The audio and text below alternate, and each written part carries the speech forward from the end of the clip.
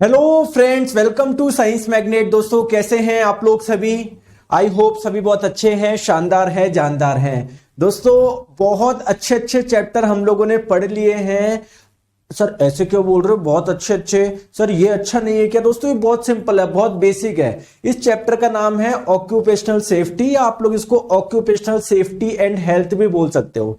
Sir क्या है इस चैप्टर में, किस प्रकार के क्वेश्चन आते हैं? जैसे सर हीट एंड टेम्परेचर में तो मुझे थोड़ा बहुत आइडिया था कि इसमें क्या आता होगा, ऊष्मा एवं तापमान में।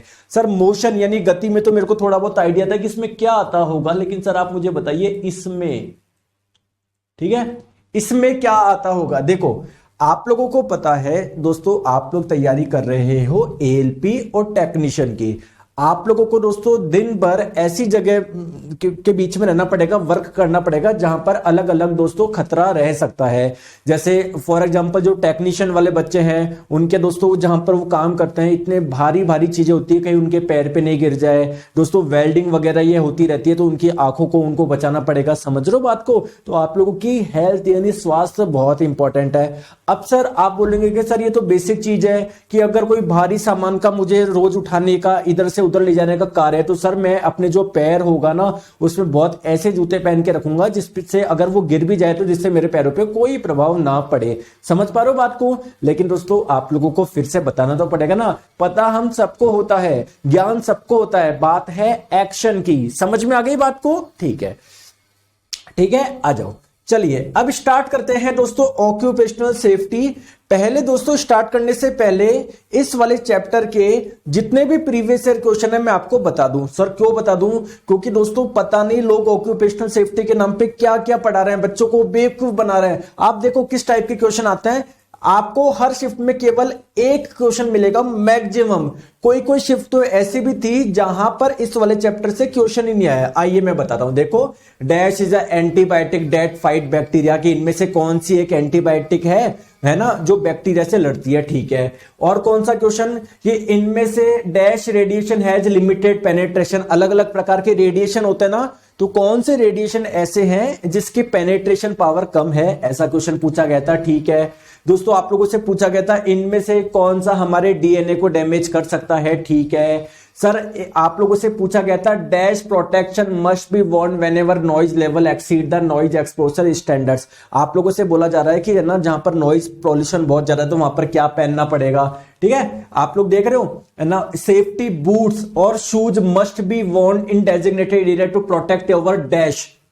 इसे बोल रहा है जो सेफ्टी शूज है ना कहां पर पहनना है, आपके किस भाग को बचाने के लिए पहनना है, ऐसे क्वेश्चन है, बच्चों वाले क्वेश्चन है, ठीक है। ये आप लोगों के समझ लो। फर्स्ट एड बॉक्स जो होता है ना उसमें इबुप्रोफेन जो होता है ना वो रखी रहती है, इसका यूज कहां पर होता है, समझ लो। तो कुल मिला के मैं आपको ये चीजें क्यों बताना चाह रहा हूं दोस्तों, मैं आप लोगों को चीजें इसलिए बताना चाह रहा हूं कि जो मैं आप लोगों को पढ़ाऊंगा वो आपका ऑक्यूपेशनल सेफ्टी के रिलेटेड ही है। क्योंकि कई जगह मैंने देखा एक जना ने मेरे को लिंक भेज के, देखो सर ये क्या पढ़ा रहे हैं, वो कुछ भी पढ़ा रहे थे, ठीक है। तो ऐसा नहीं करना है, आपको एग्जाम ओरिएंटेड पढ़ना है। समझ में आ गई बात को? ठीक है। हाँ भैया राजकुमार जी बताओ, बताओ राजकुमार जी किस चैप्टर में दिक्कत हो रही है? हीरोन मोई सरकार जी बोल रहे सर कुछ टॉपिक तो कंप्लीट हो गया है लेकिन प्रैक्टिस कहां से करूं, समझ में नहीं आ रहा है। दोस्तों मैंने हर क्वेश्चंस के आप तो करवाए तो हैं, प्रैक्टिस क्वेश्चन भी करवाए हैं मैंने, आप लोगों को प्रीवियस ईयर क्वेश्चंस भी करवाए हैं। समझ रहे हो बात को? तो दोनों चीजें तो मैंने आप लोगों को करवाई है, आप जाके देखो आप, है ना, ठीक है। चलिए स्टार्ट करते हैं दोस्तों ऑक्यूपेशनल सेफ्टी एंड हेल्थ। चलिए सर ये ऑक्यूपेशनल सेफ्टी है क्या? बेसिकली दोस्तों कुछ भी नहीं है, ये एक प्रोसेस है, ये एक प्रक्रिया है। किस चीज के लिए? जो भी वर्कर्स कार्य कर रहे हैं उनकी सेफ्टी को इंश्योर करने के लिए हम लोगों को ये चीजें का ज्ञान होना चाहिए, ठीक है, ठीक है। अब सर बात आती है कि जरूरी क्यों है। ऑब्वियसली बात है दोस्तों, सेफ्टी यानी जो आपकी सुरक्षा है बहुत जरूरी है, क्योंकि अगर आप लोग सुरक्षित नहीं रहोगे, जो टेक्नीशियन है, जो लोको पायलट, अगर वो सुरक्षित नहीं रहेंगे तो फिर ट्रेन को चलाएगा कौन? जो भारतीय रेल की गरिमा है उसको बना के कौन रखेगा? पूरा नेटवर्क को मेंटेन कौन रखेगा? इसलिए दोस्तों बहुत जरूरी है प्रोडक्टिविटी को इंप्रूव करने के लिए, एफिशिएंसी को इंप्रूव करने के लिए सेफ्टी बहुत जरूरी है। जैसे मान लेते हैं कोई व्यक्ति बीमार हो गया तो जिस दिन वो छुट्टी करेगा उस दिन तो कुछ कार्य ही नहीं हो पाएगा, प्रोडक्टिविटी क्या होगी आप लोगों की पूरे ओवरऑल आपके डिपार्टमेंट की क्या रहेगी, 0 रहेगी। चलिए ठीक है। अब सर बात करते हैं कि जो ये हमारे जो ऑक्यूपेशनल जो हैजार्ड होते हैं, यानी जो खतरे होते हैं, वो किस किस टाइप के होते हैं, मतलब क्या क्या खतरे हो सकते हैं अगर मैं किसी इंडस्ट्री में या मैं कहीं पर कार्य कर रहा हूं, तो क्या क्या खतरे हो सकते हैं। देखो समझते हैं। सबसे पहली बात दोस्तों, आप में से कुछ बच्चे ऐसे बोल रहे हैं सर मेरी कोई क्लास नहीं चल रही है, अगर कोई दिक्कत है, वैसे मैं आपको नंबर तो दे रखा हूं, आप मुझे इस पे व्हाट्सएप भी कर दीजिएगा। अभी मैं थोड़ी देर बाद में क्लास के बारे में पढ़ लूंगा कि ऐसे कौन से बच्चे हैं जिनको दिक्कत आ रही है। एक एक को हम लोग कॉल कर लेंगे 7374019437 पे, ठीक है। चलिए सर आ जाइए। सबसे पहले कौन कौन से खतरे हो सकते हैं, सबसे पहले हम लोग बात करते हैं फिजिकल हैजार्ड, शारीरिक खतरे की। सर ये कौन सा खतरा है? फिजिकल हैजार्ड का मतलब है आप लोगों को फिजिकली दिख रहा है कि आप लोगों के लग गई या लग सकती है। जैसे मान लेते हैं ये बहुत लोहे की बहुत बड़ी रॉड है दोस्तों, अगर ये गिर जाए तो मेरे पैर पे लगेगी क्या, लगेगी क्या बताओ?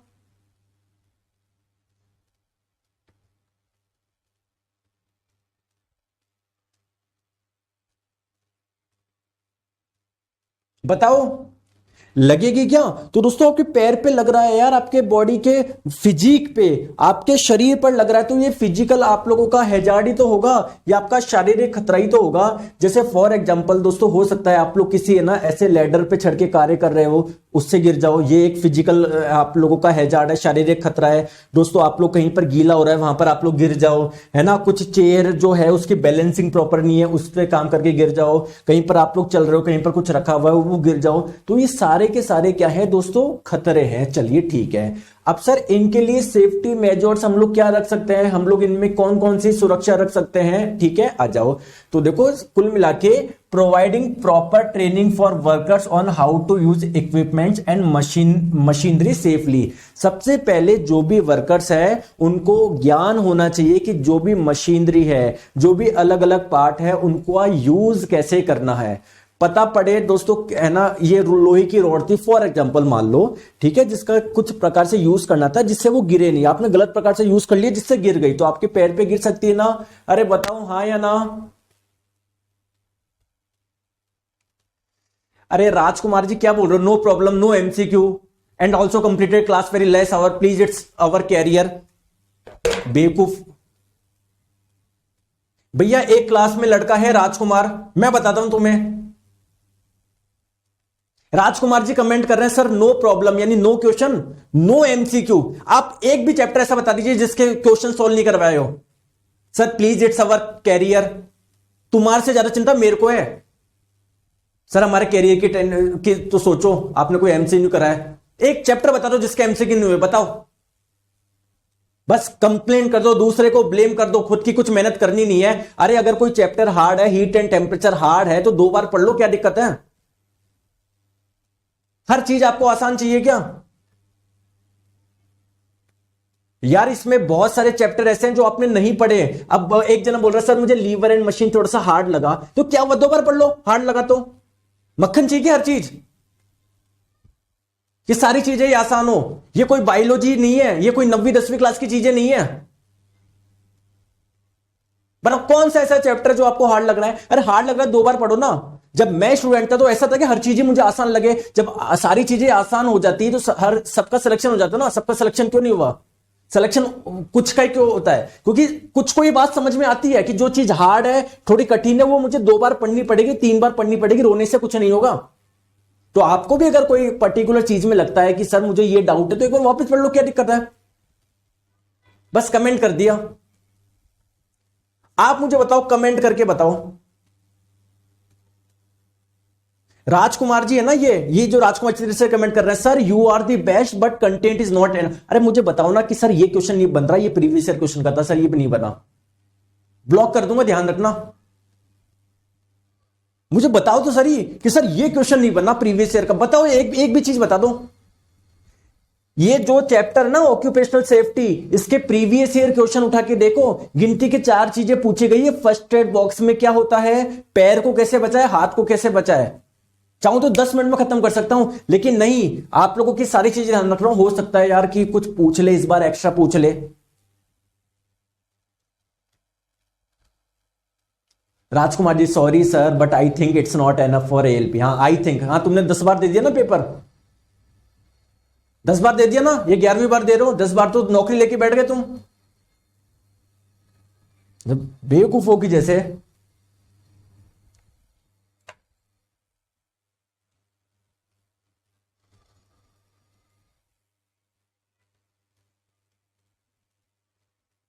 दिन रात मेहनत करेंगे आपको, लेकिन एक दो बच्चे आते हैं ना उल्टे उल्टे, उठते उठते हैं सर नहीं आया समझ में, सर क्वेश्चंस नहीं कराया, उनको पता ही नहीं, पढ़ा होता ना तो समझ में आता। हर चैप्टर के साथ में हम लोग करते जा रहे हैं। ठीक है चलिए, ठीक है दोस्तों, तो आप लोगों को मैंने कुछ खतरों के बारे में बताया। अब उस खतरों से हम लोग कैसे बच सकते हैं, कैसे सेफ्टी मेंटेन कर सकते हैं। सबसे पहली बात कि जो भी वर्कर्स है उनको प्रॉपर ज्ञान हो कि मशीनरी का यूज कैसे करना है। समझ में आ गई बात को? ठीक है सर, ठीक है सर। दूसरा कैसे है, इंस्टॉलिंग गार्ड रेल्स, ठीक है, and other safety equipments in hazardous area. Sir इसका मतलब क्या है, देखो मेरी बात को आप लोग ध्यान से समझो। जैसे देखो, जैसे आप लोगों को क्या करना है, सुरक्षा उपकरण स्थापित करना है। जैसे फॉर एग्जांपल मान लो कहीं पर खतरा है यार, है ना, आग लगने का, तो वहां पर आप लोग यार फायर एक्सटेंशन को रखना पड़ेगा। पता पड़े वहां पर हमेशा खतरा बना रहता है, कहीं आग न लग जाए, चिंगारियों का बहुत सारा काम है। तो अगर आप लोगों ने वहां पर फायर एक्सटेंशन इंस्टॉल नहीं कर रखा तो दोस्तों गलती है, वहां पर फायर एक्सटेंशन होना चाहिए। सही बात है, ठीक है सर, बहुत बढ़िया। और बताओ सर, नेक्स्ट बताओ। नेक्स्ट हम लोग बात करते हैं ensuring that walkways and work areas are well lit and free of clutter or debris। Sir इसका मतलब क्या है दोस्तों, आप लोग मान लेते हैं आप लोग इस जगह काम करते हो, है ना, आपका यहां से वहां पर जाना होता है, यहां से वहां पर जाना होता है, वहां से यहां पर, मतलब है ना, कई जगह आप लोग देखते होंगे ना, जैसे फॉर एग्जांपल बैंकिंग की जॉब की बात करें तो उनकी तो एक सिटिंग वाली जॉब होती है, एक जगह चेयर पे बैठ के कार्य करना पड़ता है। समझ में आ गए? अब जैसे किसी ऑफिस में पियोन की बात करें, उनका कार्य क्या है, एक जगह से दूसरी जगह फाइल को ले जाना, दूसरी जगह से तीसरी जगह है। तो यहां पर भी दोस्तों इस प्रकार के कार्य होते हैं। अब मानो दोस्तों जो फ्लोर है उसमें आप लोगों ने बहुत सारा कचरा रख रखा है, या मान लो उसकी ढंग से प्रॉपर है ना फिनिशिंग नहीं हुई, या मान लो कुछ ऑयल वगैरह, जैसे आप लोगों ने देखा होगा रेलवे में मेंटेनेंस का कार्य बहुत सारा होता है, तो पता पड़े फर्श पे है ना ग्रीस या ऑयल गिरा हुआ है, तो आप लोग चलोगे तो आप लोगों का पैर स्लिप नहीं कर जाए। समझ में आ गया? तो क्या क्या सेफ्टी मेजर रखना है कि जो वर्किंग एरिया है वो कचरे से मुक्त हो, वहां पर कुछ ऑयल वगैरह ये वाली चीजें नहीं पड़ी हो। चलिए ठीक है सर, नेक्स्ट हम लोग बात करिए, नेक्स्ट बात करते हैं प्रोवाइडिंग पर्सनल प्रोटेक्टिव इक्विपमेंट्स। क्या आप लोगों ने सुना है पीपीई किट? अरे क्या आप लोगों ने पीपीई किट का नाम सुना है क्या, जो सभी डॉक्टर्स को प्रदान किए गए थे कोविड के समय? पीपीई किट होता क्या है दोस्तों, पर्सनल प्रोटेक्टिव इक्विपमेंट्स। आपके पर्सनली पूरी प्रोटेक्शन के लिए आपको एक किट दिया जाता है। अब इस किट में क्या आ गया दोस्तों, कुछ ग्लासेज भी आ गए जो आप लोगों की आई को प्रोटेक्शन देंगे। समझ में आ गया क्या दोस्तों? हार्ड हैट्स, कठोर आप लोगों की टोपी।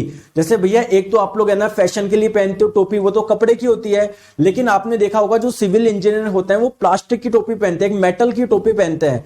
क्यों? क्योंकि जिससे अगर उनके सिर पे कुछ गिर जाए तो उनके सिर पे कोई भी प्रभाव ना पड़े। समझ में आ रही है बात को दोस्तों? स्टील टॉयड बूट्स, जो बूट्स होते हैं, जो जूते होते हैं वो ऐसे होते हैं, अभी मैं फोटो दिखाऊंगा, जिसपे अगर कुछ गिर भी गया ना तो आप लोगों के पैरों पे कुछ भी प्रभाव नहीं पड़ेगा। तो दोस्तों क्या आप लोगों को समझ में आ गया? आ गया समझ में? ठीक है, क्लियर? चलिए आगे, अरे बोलो। हाँ, और दोस्तों आपको मैंने एक चीज बोला था कि आप लोगों के लिए ना मैं टेस्ट सीरीज भी दे दूंगा मैं आपको, है ना, तो मैंने टीम को आपको बोला था ना एक बार कोर्स वगैरह हो जाए तो आपकी इसके टेस्ट सीरीज में प्रोवाइड करा दूंगा, जिससे बढ़िया आप आराम से प्रैक्टिस कर सको। वैसे तो मैंने करवाया, इसके टेस्ट सीरीज भी दे दूंगा जैसे मैंने जनरल साइंस में दी थी। समझ में आ गई बात को? ठीक है, आ जाओ। नेक्स्ट हम लोग बात करते हैं केमिकल हैजार्ड यानी रासायनिक खतरे की। अब से ये रासायनिक खतरा कौन सा हुआ दोस्तों? हो सकता है किसी जगह है ना आप लोगों की है ना बहुत ज्यादा गैसेस का यूज होता हो। जैसे आप लोग सिंपल से बात देखो, कभी आपने देखा होगा जो एसी इंस्टॉल करने आते हैं ना, तो एसी में क्या होती है, गैसेस का यूज होता है। तो जब वो गैस फिल करते हैं ना उसके अंदर, तो अपने मुंह को नाक को अच्छे से बांधते हैं यार।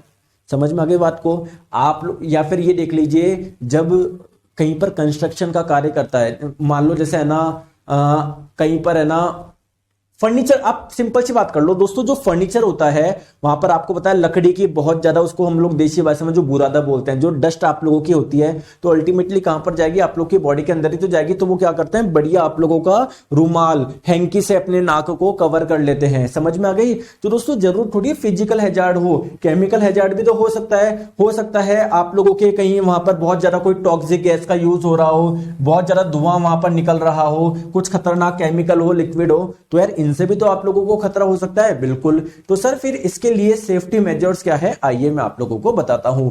तो यहां पर सबसे बढ़िया, providing workers with training on the safe handling, storage and disposal of hazards chemical. अगर मान लेते हैं कोई खतरनाक केमिकल या रसायन का यूज हो रहा है ना, तो आप लोगों के जो वर्कर्स हैं उनको प्रॉपर ट्रेनिंग दी जाए कि यार इनका स्टोरेज कैसे करना है। पता पड़े कहीं पर भी छोड़ दिया, हो सकता है वो कहीं पर लीक कर गया हो तो दिक्कत हो सकती है ना, या दोस्तों किसी दूसरे व्यक्ति ने उसको टच कर लिया हो तो तब भी दिक्कत हो सकती है। तो जो भी केमिकल्स का यूज हो रहे हैं जो काफी खतरनाक है, उसका प्रॉपर स्टोरेज हो, उनकी प्रॉपर हैंडलिंग हो। हैंडलिंग का मतलब क्या है, जैसे मान लो मैं एक जगह से दूसरी जगह लेके जा रहा हूं, पता पड़े दोस्तों डुल गया वो, तो वो फैल जाएगा ना, सब उसके कांटेक्ट में आ जाएंगे, सब आप लोगों के क्या हो जाएंगे, सबको कोई ना कोई बीमारी हो जाएगी।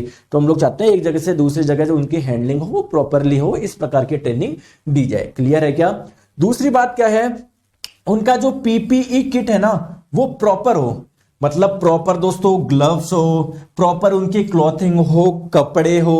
समझ में आ गई बात को, जिससे किसी भी केमिकल से उनको नुकसान ना हो। क्लियर है।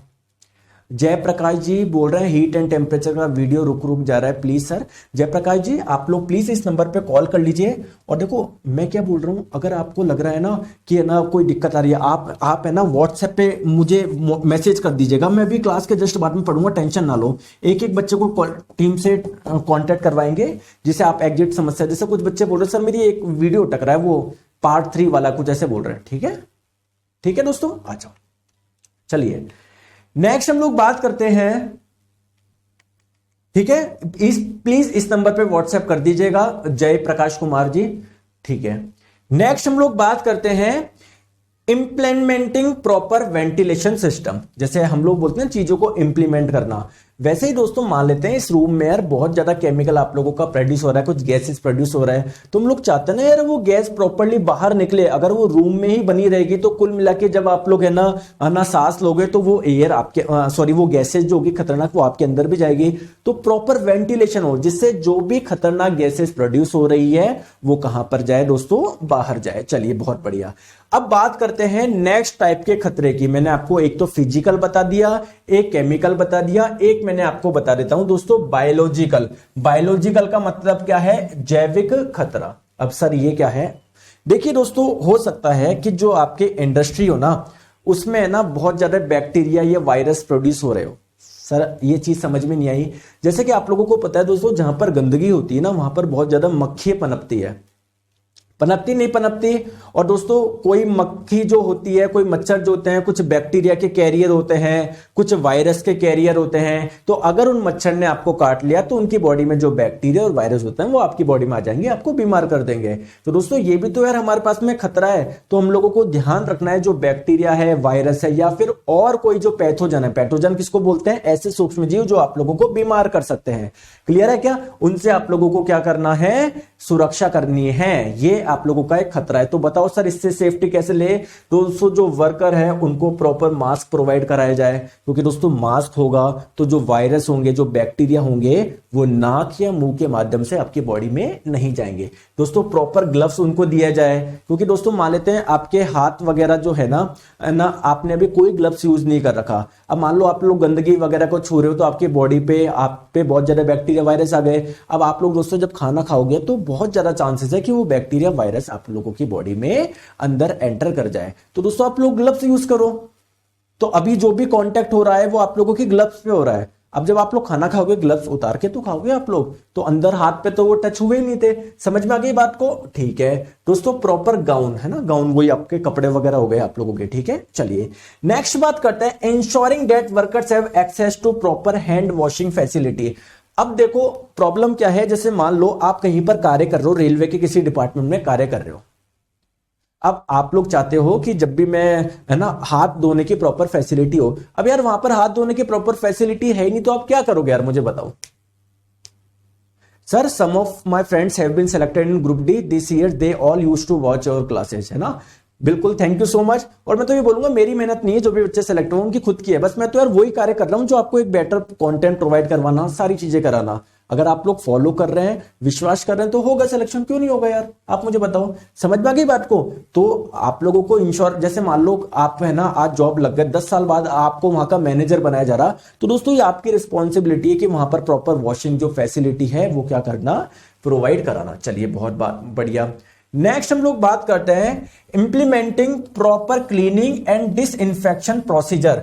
जैसे मैं आप लोगों को बताऊं, अभी जब कोविड का समय था ना, उस समय मैं क्या करता था, आपको पता है मैं दूसरी जगह पढ़ाता था, तो वहां पर क्या होता था, कोविड के समय हर 7 दिन में या हर 15 दिन में प्रॉपर क्या होता था, डिसइंफेक्शन होता था। पूरी टीम आती थी, ऑफिस में जितने भी लोग थे सबको बोलते थे बाहर जाओ, या फिर ना वीकेंड्स पे वो ऑफ रहता ही था, तो प्रॉपर हर एक कोने पे डिसइंफेक्ट करते थे। डिसइंफेक्ट का मतलब क्या दोस्तों, मान लो अगर कोने में कोई बैक्टीरिया हो, वायरस हो, तो वो ऐसे केमिकल्स का यूज करते थे कि वो बैक्टीरिया वायरस वहां पर सर्वाइव नहीं कर पाते थे, मर जाते थे। ठीक है, अगर वो नहीं करते तो कुल मिला के आपके बॉडी में आते, आपको बीमार करते, आपसे दूसरे को, दूसरे से तीसरे को। क्लियर है क्या? ठीक है सर।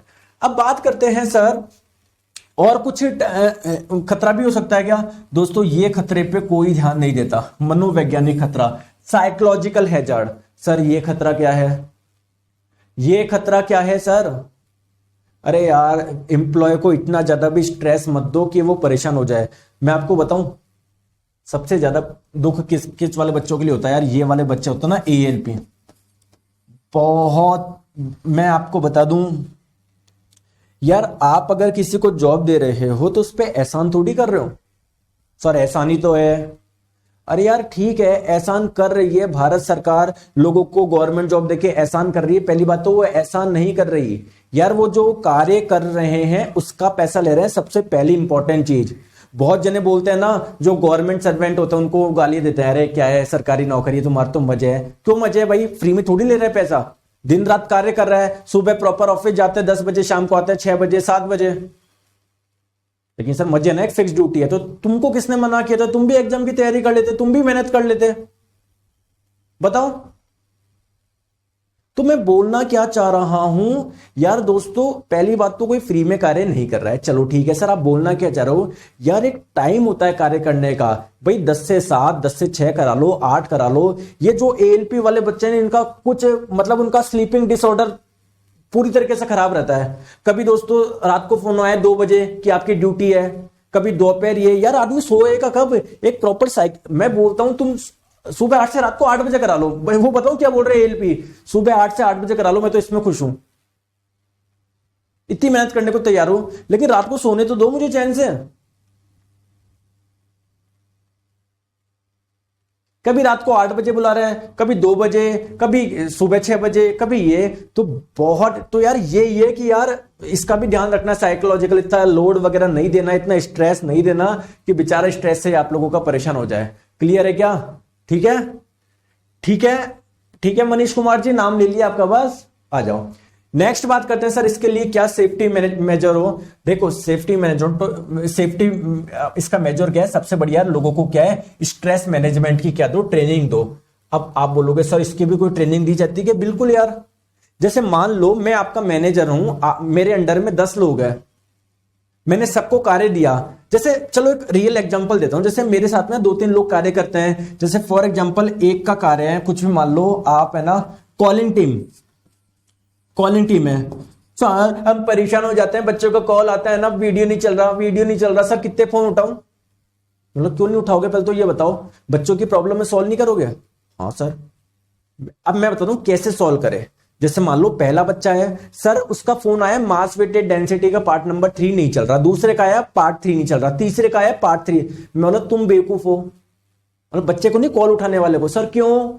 जब पता है 10 बच्चों की प्रॉब्लम समान है, 15 बच्चों की प्रॉब्लम समान है, 20 बच्चों की प्रॉब्लम समान है, तो देखो ना, हो सकता है ना उसमें कुछ गड़बड़ हो, तो उस वीडियो को सही कर दो ना, जिससे कॉल आना ही बंद हो जाएंगे। कितना बेटरली तुमने मैनेज कर लिया। समझ में आई क्या बात को? बात समझ में आई क्या? बताओ हाँ या ना। आया? ठीक है। दोस्तों वैसे तो देखो, आपको पता है अपना परिवार छोटा सा साइंस मैग्नेट परिवार है, कोई टारगेट कोई रेवेन्यू ऐसा कोई कोई चीज समझते नहीं है। बट दोस्तों जो बड़ी बड़ी कंपनियां होती है वहां पर क्या दिए जाते हैं दोस्तों, टारगेट दिए जाते हैं कि इस महीने अपन को यूट्यूब पे मान लो 10 लाख व्यूज करने हैं, या मान लो इस महीने रेवेन्यू करना है 2 लाख रुपए का। समझ रहे हो बात को? अब यार आदमी घबरा जाए, अब क्या करे? तो उसके लिए भी प्रॉपर ट्रेनिंग दी जाती है, और गलत नहीं है यार, गलत नहीं है। आप जैसे मान लो भारत सरकार है, उसमें इंडियन रेलवे को यार कुछ टारगेट दिया गया कि भैया हम चाहते हैं भारतीय रेलवे इस बार 500 करोड़ का रेवेन्यू करे, तो कोई बुराई थोड़ी है यार। अगर वो रेवेन्यू नहीं करेगी तो भैया भारत सरकार कैसे पूरे देश को चलाएगी? अब मान लो आप है ना एएलपी हो, असिस्टेंट लोको पायलट हो, कौन से आरआरबी पटना में। अब उस आरआरबी पटना के अंदर जैसे फॉर एग्जांपल मान लो 500 टोटल वो हैं, तो आपका जो हेड होगा वो आपको बोलेगा कि भैया ट्रेन इतना चलना चाहिए, कम से कम ये चलना चाहिए, ये चलना चाहिए। अब यार आपको स्ट्रेस हो जाएगा, तो प्रॉपर ट्रेनिंग भी दी जानी चाहिए यार। टास्क दे दिया तो साथ में ट्रेनिंग भी दो कि भैया कोई बात नहीं, देखो हम आपका टाइम फिक्स कर रहे हैं सुबह 8 से मान लो रात्रि 8। अब आपको क्या करना है ना, कुछ अब अपने साथ में 2 एएलपी या 3 एएलपी मिलके आपस में इस प्रकार से कोऑर्डिनेशन करो। अपना अपना दोस्तों आप आइडिया बताओ, जिसका आइडिया बेस्ट होगा उसको थोड़ा सा एक्स्ट्रा पैसे दिए जाएंगे, फिर उस आइडिया को सब जगह इंप्लीमेंट करेंगे। समझ रहे हो? इस प्रकार से यार चीजें मैनेज होती है, ऐसे थोड़ी यार कि ये कर दो वो कर दो, बात खत्म। चलो नेक्स्ट हम लोग बात करते हैं implementing policies and procedure to prevent bullying and harassment in the work place. दोस्तों बहुत हैरेसमेंट होता है, इवन कॉर्पोरेट में तो बहुत होता है। आपके जो मैनेजर होते हैं बोलते हैं भैया ये काम करके होता आज मैं इवन बताऊं, बट जैसे आपने ना कईयों के कॉल सुने होंगे, बहुत सारी कंपनी ऐसी होती है, जैसे मैं आपको नाम ही लेता हूँ बाईजू। इवन मेरे कई जो फ्रेंड्स हैं वो बाईजू में काफी अब तो मैनेजर वगैरह बन गए हैं। दोस्तों बहुत टॉक्सिक वर्क कल्चर होता है, बहुत टॉक्सिक। मतलब आज से 5-6 साल पहले जब उसने अपने करियर की जब स्टार्टिंग करी थी बाईजू में, मतलब कई बार वो मेरे साथ बैठा तो मैनेजर के कॉल आते थे, वो सीधे गालियां बकते थे, भाई आज कोर्स क्यों नहीं बिके, सीधे गालियां। और इतनी गंदी लैंग्वेज में बता भी नहीं सकता आपको। तो समझ लो बात को, ये एक प्रकार का हैरेसमेंट ही तो हो गया यार। और क्या है यार ये है? जो जैसे मान लो कोई कोई कंपनी ऐसी होती है जिसमें ना, मतलब कंपनी नहीं, जैसे मान लो कोई कंपनी में कोई एम्प्लॉय वो गलत बर्ताव कर रहा है महिलाओं के साथ में कि भैया कि टारगेट करो वरना ये, मैं समझ लो बात को मैं क्या बोलना चाह रहा हूं। तो है प्रॉपर पॉलिसीज बनना चाहिए। पॉलिसी ऐसी बनना चाहिए कि अगर कोई किसी के अगेंस्ट ऐसी कोई कंप्लेन आई और अगर वो सही निकली तो उसको 10 लाख रुपए का भुगतान करना पड़ेगा, या उसको कभी भी हमारी कंपनी में जॉब नहीं मिलेगी। कुछ ऐसी पॉलिसीज हो तो आदमी खुद डरे यार। और जब वो सब डरेंगे, एक प्रॉपर एथिक्स में रह के कार्य करेंगे, तो अपने आप सारी चीजें बेटर होगी नहीं होगी बताओ? बताओ। ठीक है, क्या बात है sir. Encouraging workers to report any incident. अगर मान लो आप जो वर्कर्स है ना, उसको हम लोगों को क्या करना पड़ेगा, इनकरेज करना पड़ेगा कि यार भाई तुम बताओ, अगर तुम्हारे साथ गलत हो रहा है तो बताओ। और अगर वो चीज सही निकली तो आपको 1 लाख रुपए का इनाम मिलेगा कि आपने ऐसे व्यक्ति के खिलाफ कंप्लेन करी है जो ऐसे कार्य करता है, जो टॉर्चर करता है, जो हैरेसमेंट करता है। तो अगर उस व्यक्ति को पकड़ लिया तो अपने अंदर जो 100 लोगों को पीड़ित कर रहा था वो 100 लोग पीड़ित नहीं होंगे ना। अरे बताओ दोस्तों, ये आप चीजों समझनी है, क्योंकि भारतीय जब आप जॉब करोगे तो 1 साल बाद, 2 साल बाद, 4 साल बाद आप थोड़ा आपके अंडर में 3-4 लोग आएंगे, 10 लोग आएंगे, 20 लोग, तो आप लोगों के लिए बहुत इंपॉर्टेंट है यार दोस्तों। क्लियर है क्या? ठीक है, आ जाओ। अब सर ठीक है, चलो सर अब बात करते हैं, एक एक चीज पे बात करते हैं। सर आपने पीपी की बात करी थी, पर्सनल प्रोटेक्टिव इक्विपमेंट। क्या पढ़ाऊं दोस्तों, क्या पढ़ाऊं बताओ, क्या पढ़ाऊं इसमें?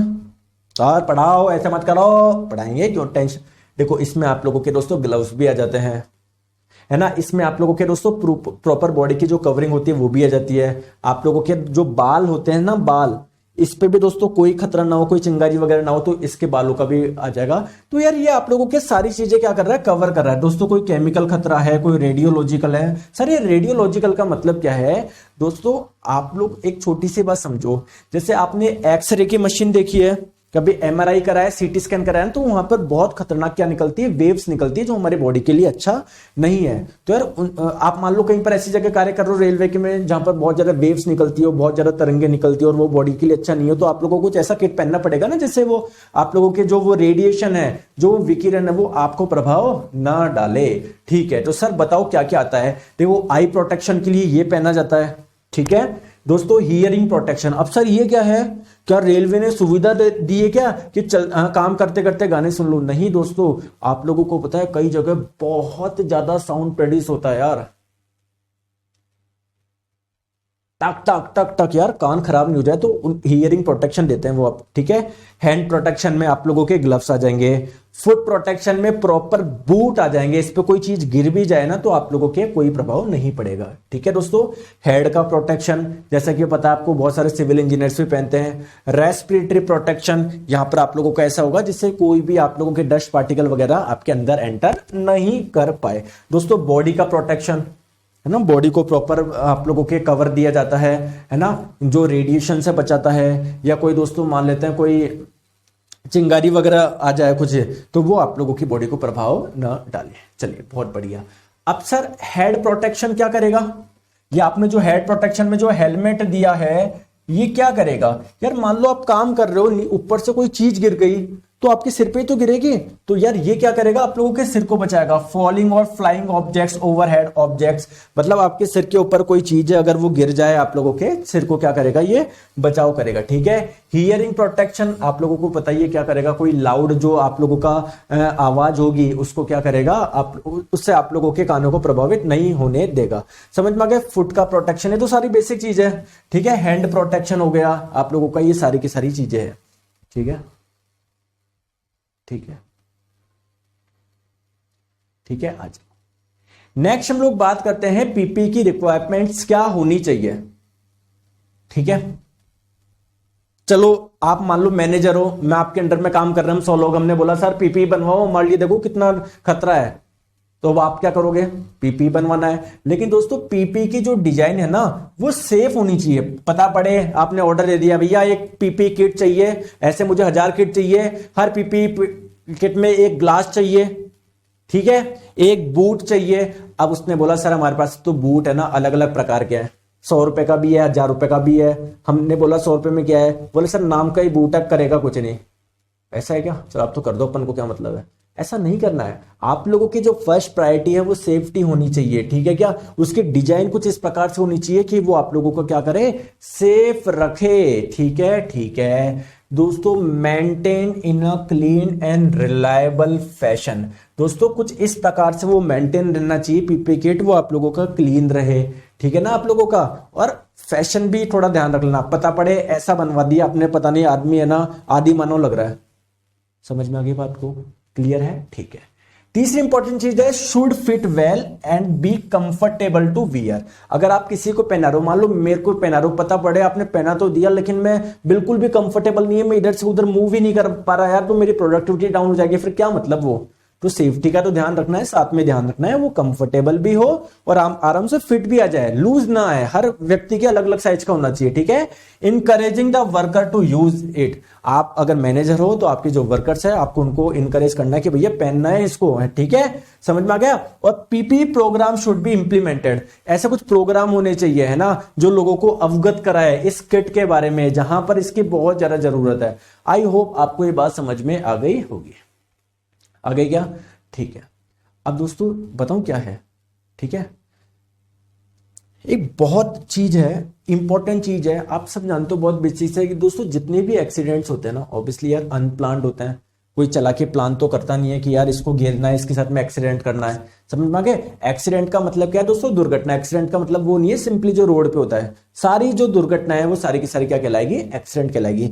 दोस्तों एक मूवी देख रहा था मैं आज से 7-8 साल पहले, शायद उसमें अजय देवगन था, काजोल थी, तो उसमें क्या वो लिफ्ट से गिर जाता है, वो पर लिफ्ट होती है या कोई वो होती है फैक्ट्री, उसमें ना वो जिसमें अपने नहीं होता क्या घर पे जब आरसीसी डलती नीचे से सामान उठ के ऊपर जाता है, तो वो क्या गिर जाता है, तो वो फोन करती है, उसका नाम पता नहीं क्या होता है अजय देवगन का उसमें, तो पता नहीं काजोल फोन करती है कौन की, उसका एक्सीडेंट हो गया। तब मुझे समझ में आया कि यार एक्चुअली जितनी भी दुर्घटनाएं होती है ना उसको एक्सीडेंट ही बोलते हैं हम लोग। क्लियर है क्या? चले आगे। हाँ, तो आप लोगों क्या देखो, all employ should be train, जितने भी एम्प्लॉय है प्रॉपरली उनको ट्रेनिंग मिलनी चाहिए, and reminded how to do their job correctly to prevent unnecessary injuries while at work, है ना। उनको हम लोगों को रिमाइंड कराना चाहिए कि भैया देखो इस चीज का ध्यान रखना, वरना क्या मतलब ये वाली हो जाए, इंजरी हो जाए। समझ में आ गई बात को? ठीक है, अब बात करते हैं फायर सेफ्टी की। अब सर ये फायर सेफ्टी क्या है? आप लोगों को पता है आग से बचना जरूरी है, वरना समय से पहले हो जाएगा अपना कार्य। तो सर फायर जो है, क्या ये भी खतरा है क्या? अरे बहुत मोस्ट कॉमन सीरियस है जा रही है सर। ज्यादातर इसके चांसेस कहां पर होते हैं? केमिस्ट्री लेबोरेटरी में होते हैं। तो सर हमको क्यों पढ़ा रहे हो? हम तो एएलपी है, हम तो टेक्नीशियन है। अरे यार दोस्तों, वेल्डिंग वगैरह सब में हीट यूज होती है। ठीक है, ठीक है, क्लियर है क्या? अब सर इसके लिए क्या करें? इसके लिए सिंपली आप लोग क्या करें, फायर एक्सटेंशर का यूज करना है। जैसे मान लो आप लोगों को पता है यार यहाँ पर खतरा बना रहता है, कहीं आग वाग नहीं लग जाए, चिंगारी वगैरह का यूज होता रहता है दिन भर, तो आप लोगों को फायर एक्सटेंशर वहां पर इंस्टॉल करने पड़ेंगे, जिससे दोस्तों लगे तो तुरंत आप लोग फायर एक्सटेंशर का यूज करके आग पर काबू पाले। चलिए अब दोस्तों एक चीज मैं बताऊं, जो फायर एक्सटेंशर होते हैं ना, जैसे मैं आप लोगों को बोलूं एक छोटी सी बात, ठीक है। एंटीबायोटिक, एंटीबायोटिक क्या होती है सर? वो दवाइयां जो बैक्टीरियल इन्फेक्शन के लिए यूज होती है, यानी आपकी बॉडी में जब बैक्टीरिया से कोई इन्फेक्शन हो जाता है तो आप लोग क्या करेंगे, एंटीबायोटिक का यूज करेंगे। अब दोस्तों आपको पता है बैक्टीरिया अलग अलग प्रकार के होते हैं, तो एंटीबायोटिक भी अलग अलग टाइप की होती है। समझ में आ गया? किसी का फंक्शन मतलब कॉमन तो है ही उसमें सब में कि सभी वो बैक्टीरिया से लड़ने के लिए आप लोग इस्तेमाल करी जाती है, बट दोस्तों जैसे बैक्टीरिया अलग अलग टाइप के होते हैं वैसे उनकी एंटीबायोटिक भी अलग अलग टाइप की होती है। तो मैं ये बोलना चाह रहा हूं फायर एक्सटेंशर भी अलग अलग टाइप के होते हैं। अब दोस्तों कोई आग ऐसी है जो पेट्रोल से लगी है, जैसे मान लो लकड़ियां जल रही है, मैं आपको बोलूं बुझाना है तो उस पर पानी डाल सकते हो क्या? डाल सकते हो। ठीक है दोस्तों, मान लेते हैं कोई वायर में शॉर्ट सर्किट हो गया, उस पर पानी डाल सकते हो क्या? नहीं डाल सकते ना। समझ गए ना? अरे समझ गए क्या? समझ गए क्या? तो सिमिलरली दोस्तों फायर एक्सटेंशर भी अलग अलग टाइप के होते हैं। जैसे है ना, कुछ फायर एक्सटेंशर ऐसे होते हैं जिनमें क्या होता है, वाटर होता है। अब दोस्तों आप do not use on flammable liquid, इनको कहां पर यूज नहीं करना है? जैसे मान लो पेट्रोल है, वो फ्लेमेबल है क्या, ज्वलनशील है क्या? बिल्कुल। अब पेट्रोल जल रहा है, आपने अगर उसमें पानी डाल दिया ना तो दिक्कत हो जाएगी। क्यों? अब डबल जलेगा। उसमें पानी मिला दिया आपने, उसकी मात्रा ज्यादा कर दी। ठीक है। लाइव इलेक्ट्रिकल इक्विपमेंट्स, मतलब कुछ इलेक्ट्रिकल चीज है जिसमें शॉर्ट सर्किट हो गया, वहां पर पानी का यूज मत कर लेना। ठीक है सर। और बताओ सर, कुछ फायर एक्सटेंशर ऐसे होते हैं जिनके अंदर कार्बन डाइऑक्साइड गैस भरी होती है। सर ये क्या करता है? आप लोगों को कहां पर यूज करना है? फ्लेमेबल लिक्विड, यानी अगर कोई लिक्विड है जो ज्वलनशील है, जैसे केरोसिन हो गया, जैसे पेट्रोल हो गया, तो दोस्तों वहां पर आप लोग इस वाले फायर एक्सटेंशर का यूज कर सकते हैं। दोस्तों कहीं पर अगर शॉर्ट सर्किट हो गया, वहां पर भी आप लोग इस वाले फायर एक्सटेंशर का यूज कर सकते हैं। सर कहां पर यूज नहीं करना? वुड, लकड़ी पे नहीं करना। अगर लकड़ी जल रही है, अगर वहां पर कार्बन डाइऑक्साइड गैस नहीं डालना है, तो क्योंकि वहां पर वो कार्य करेगी नहीं, करे, है ना। पेपर वगैरह जल रहे हैं, कुछ टेक्सटाइल है ना, कपड़े वगैरह अगर जल गए तो वहां पर यूज करने का कोई मतलब नहीं है कार्बन डाइऑक्साइड गैस का, क्योंकि वो कुछ फायदा नहीं करेगी। समझ में आ गई बात को? ठीक है। फ्लेमेबल मेटल वायर, या जैसे मान लो कोई शॉर्ट मेटल के वायर है, अगर वो जल रहे हैं तो वहां पर अगर कार्बन डाइऑक्साइड गैस वाला ये फायर एक्सटेंशर यूज करोगे कोई फायदा नहीं करेगा। क्लियर है? तो ये आप लोगों के दो मोस्ट कॉमन है जो पूछे जाते हैं, एक तो कार्बन डाइऑक्साइड वाला फायर एक्सटेंशर और एक आप लोगों का वाटर वाला। समझ में आ गई? तो इन दो के बारे में पढ़ना है। बाकी अलग अलग टाइप के होते हैं, एक होता है सोडा एसिड फायर एक्सटेंशर, वो अलग अलग टाइप के होते हैं, बट आपको ये दो आप लोगों को समझना है। क्लियर है क्या? समझ में आ गई बात को? ठीक है। तो दोस्तों आज के लिए इतना रखें, फिर इसको हम लोग कंटिन्यू करेंगे कल, और कल आप लोगों का मोस्ट प्रोबेबली हो जाएगा। फिर देखो मैं फर्स्ट एड, एक्चुअली में आप लोगों का जो क्वेश्चन पूछे गए केवल फर्स्ट एड से पूछे गए, लेकिन हम लोगों को सब कुछ पढ़ना है ना। समझ में आ गई बात को? फर्स्ट एड में किस किस का इस्तेमाल करा जाता है, क्योंकि देखो जनरल लोगों के क्या हो जाता है, बुखार हो जाता है। ठीक है। तो फर्स्ट एड में आप लोगों को क्या रखना है? ऐसी दवाई रखनी जो आप लोगों को फीवर से निजात दिला सके। दोस्तों एंटी हिस्टामिन, ये सारी चीजें रखनी है। समझ में आ गई बात को? अरे समझ में आ गई क्या बात को? क्लियर? तो इसको चीजें को हम लोग करेंगे, बाकी की चीज को कल सॉल्व कराएंगे। ओके दोस्तों, ठीक है? और बिल्कुल मस्त रहो, बिंदास रहो, पढ़ाई पे ध्यान दो इधर। और कोई भी दिक्कत हो, मैं हूं ना यार, टेंशन क्यों लेते हो आप लोग, है ना? और कोई चीज आपको हार्ड लगती है 2 बार पढ़ लिया करो, क्या दिक्कत है यार? चलिए, thank you so much, take care, bye bye, अपना ध्यान रखें, बाय बाय।